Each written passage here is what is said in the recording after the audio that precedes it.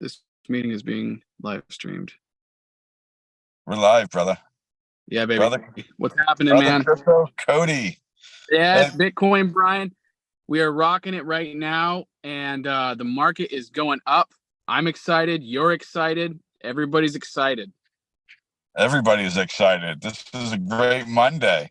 Yeah, I got is. up this morning and I was looking at my chart here, and I couldn't believe what happened overnight. Yeah, When right. people woke up yesterday morning in China, they must have been having fun over on the other side of the world. Yeah, no kidding. Bitcoin took off, man. Let me see if Yeah, I it can really share my did. screen here. Yeah, I'll give you. Hold on, I got to give you that Yeah. sharing. So, and then I heard some fake news that supposedly the reason why Bitcoin, I'm going to show you how it spiked up here. There was some fake news out there saying that the SEC approved the BlackRock spot Bitcoin ETF, and that's why it spiked. So they're saying Bitcoin could have spiked just on fake news. So anyway, Yeah. I can't pull up the charts, not let me share. So yeah, hold on a second. Let me give it to you. You're about to have it. right. You should be able to have it now, man. 3, 2, 1, let's go. Yeah, boy. Woo woo. You got it? Right. I'm just going to smoke a stogie while you talk about it all. All right. Is my screen being shared now? Oh, yeah. You're looking. Yeah, it looks great. All right. You got every single one of your tabs. All right. You see that chart? So this is just a chart of Bitcoin here that I just pulled up, and it's like the last month of data. But look over here all the way to the right.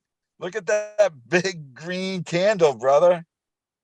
Bitcoin, oh my gosh, I freaking love that. It was hovering on the 200-day moving average around 27,000. That thing. That's what I'm talking about, baby.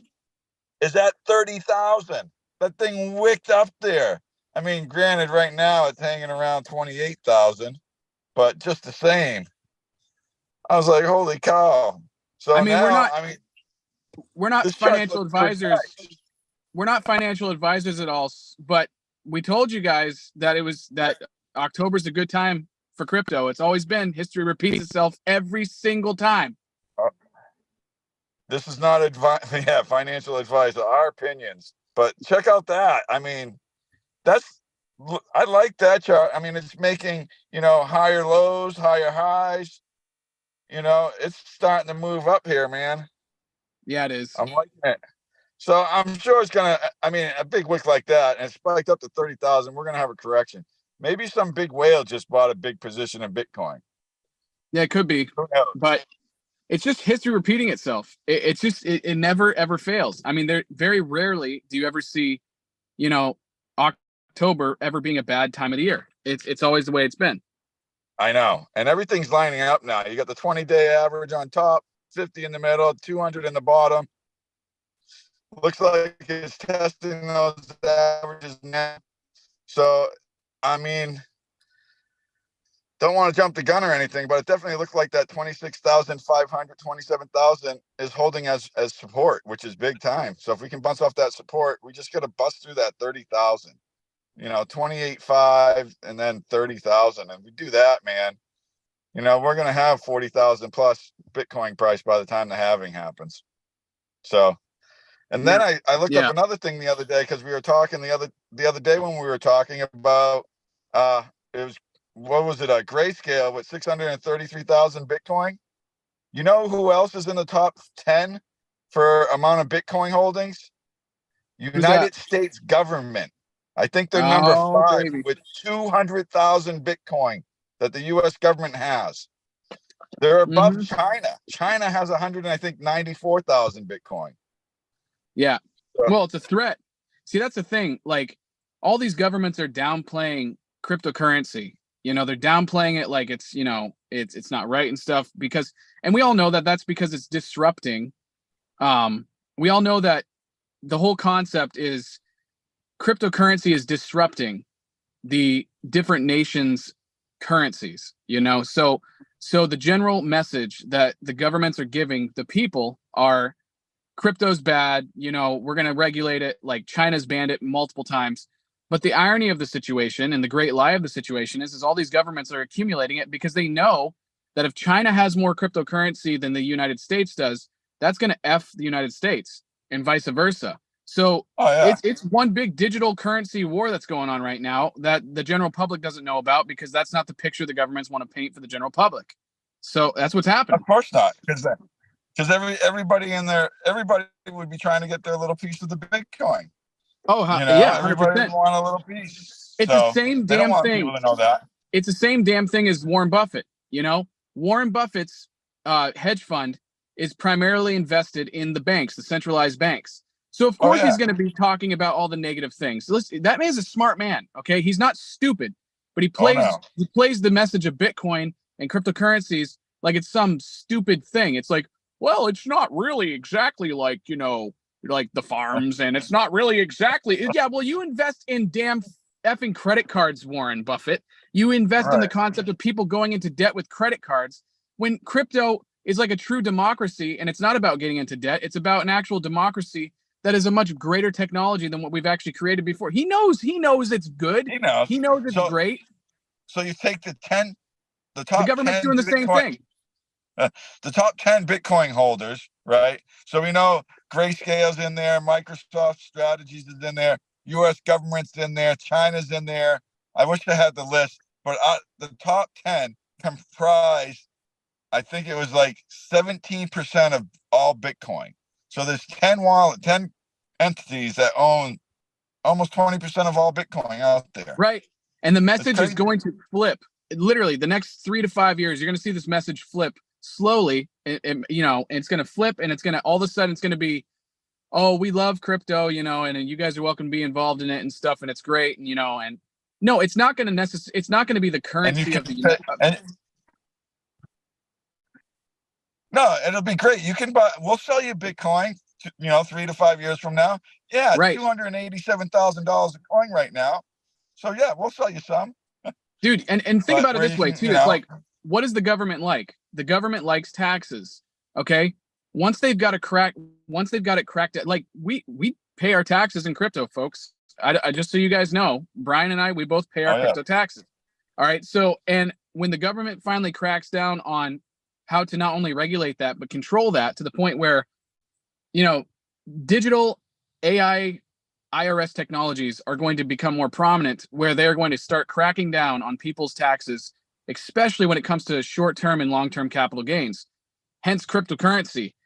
So when they finally get a grip on that, it's going to be, they're going to love this, dude. It's like they're going to be like, oh yeah, you keep doing it, because it's bringing in billions of dollars in taxes for governments. You know, that's what's happening. And so they're not going to shoo that away. They love that. You know, the reason why they've given such a negative message is two things. One, they want to accumulate enough of it at such a low, number one. Number two is they want to have control of your money. They want to make sure that you're paying a premium tax on your short and long-term capital gains. And that's, and we got to pay it, because I don't want to go to prison. But like, you guys need to pay your taxes. That's another message we should probably put out. Pay your taxes, because you don't want to get in trouble with this stuff. Yes, and do your own research, but make sure that you pay taxes when you make money.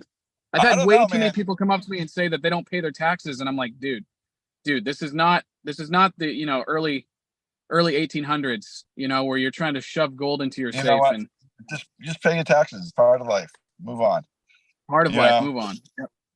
It is. So anyways, but you know, I'm thinking like this upcoming bull market, you know, in the next year and a half or whatever, it could blow us all away. Like, maybe we can't even imagine how high this is going to go. Really? Yeah. I mean, I don't know. I mean, all these ETFs get approved. You know, right now that's $17 trillion that's going to have access to Bitcoin. Yeah, with all the different, and you know what's going to happen?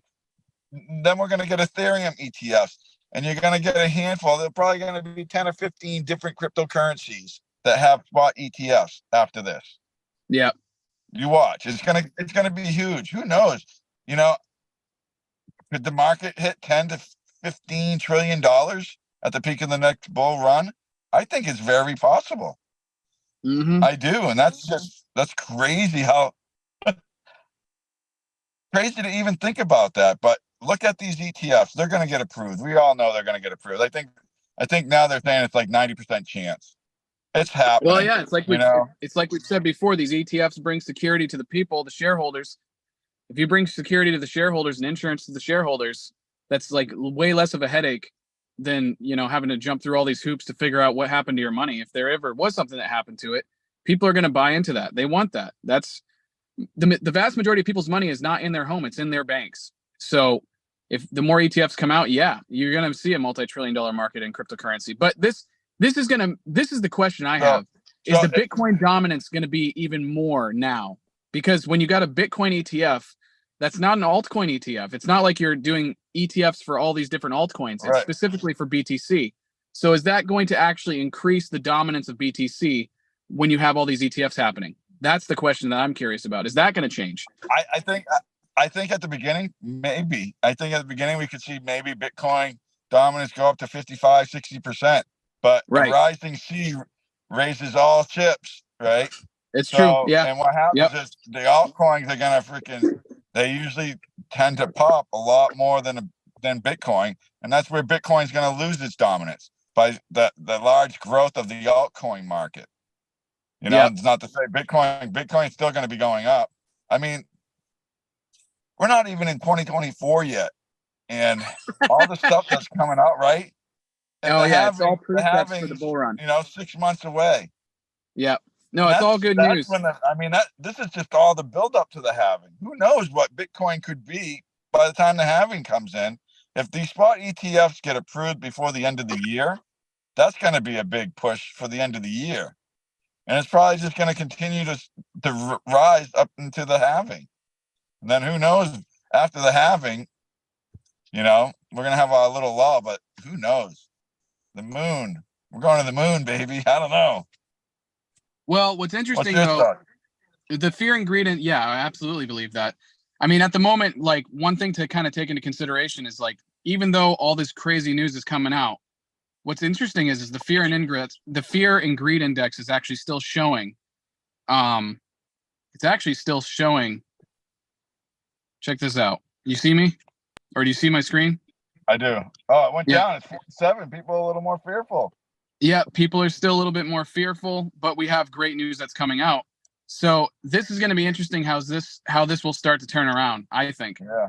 So we'll see. I don't know. So that's that. Check this out really quick. So Justin Sun false rumors. Well, look at this. This is interesting. So the former founder of Tron or TRX, Justin Sun, became the largest individual Ethereum staker. So now, wow. So the founder of Tron crypto project and that's interesting. The notorious businessman Justin Sun has become the largest individual staker of Ethereum.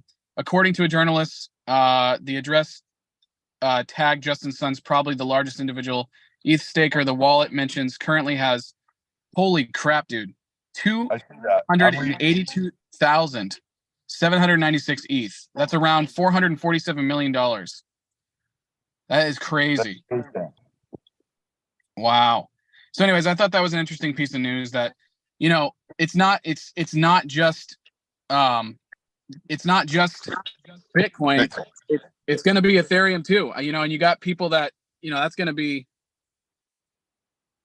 there we go. There's going to be a lot of news that comes out with Ethereum, I think too. That's going to be huge. It's interesting he has that much. It makes you wonder, like, how much TRX does the guy hold, you know? Right. If he's staking, so he's locking up $440 million worth of Ethereum, locking it up, and he's going to get, what is it, like 4% return on it?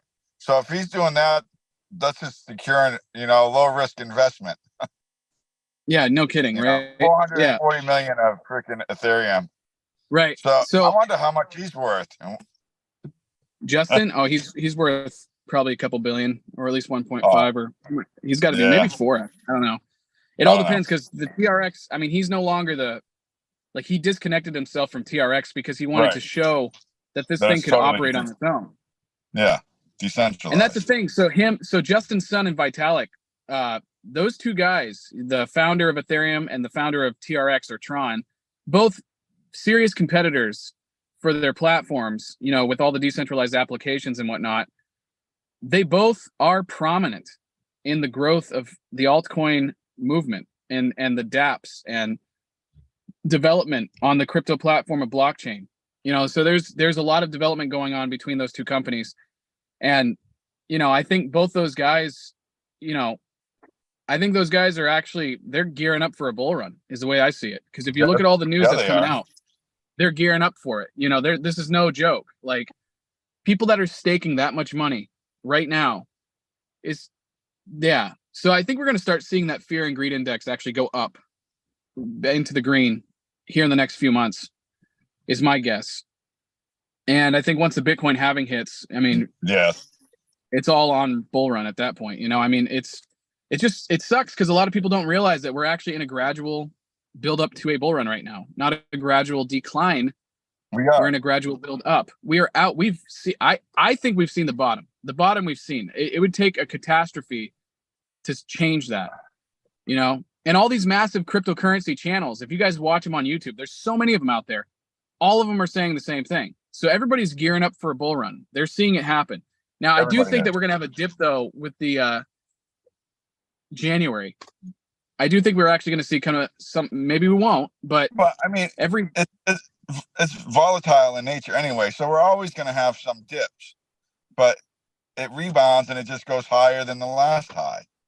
You know, that's what the bull market is. Higher lows and higher highs all the way up, you know, so just learn how to, you know, buy those lows and, you know, sell on the highs if you're going to trade it, you know. So I trade a little bit, and a lot of my stuff is just I hold. So like a lot of stuff I'm dollar cost averaging in now because I'm projecting where it's going to be in 2 years.